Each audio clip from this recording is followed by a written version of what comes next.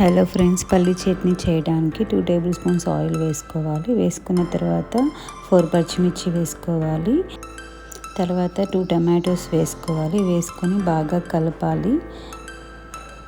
బాగా బ్రౌన్ కలర్లో వచ్చేలా కలపాలి. తర్వాత కొంచెం కొత్తిమీర వేసుకోవాలి. వేసుకున్న తర్వాత అన్నీ బాగా ఫ్రై చేయాలి. బాగా ఫ్రై చేసుకోవాలి. నెక్స్ట్ వచ్చేసి 4 వెల్లుల్లి వేసుకోవాలి. 1 స్పూన్ జీలకర్ర వేసుకోవాలి. Next 1 spoon flax seeds powder వేసుకోవాలి. తర్వాత బాగా మొత్తం ఫ్రై చేసిన తర్వాత కొంచెం చింతపండు వేసుకోవాలి. 1 బౌల్ శనగకాయ పప్పులు, 1 బౌల్ పుట్నాల పప్పు వేసుకొని బాగా ఫ్రై చేసుకోవాలి. తర్వాత మిక్సీ వేసుకోవాలి. కొంచెం సాల్ట్, వాటర్ వేసుకొని తాలింపుకి ప్యాన్ పైన వేసుకొని 1 స్పూన్ ఆయిల్, 1 స్పూన్ తాలింపు గింజలు, కొంచెం కరివేపాకు, కొంచెం 1 ఎండుమిర్చి వేసుకొని బాగా ఫ్రై అయిన తర్వాత ఈ పోపు చట్నీలో వేసుకోవాలి. అంతే, పల్లి చట్నీ రెడీ.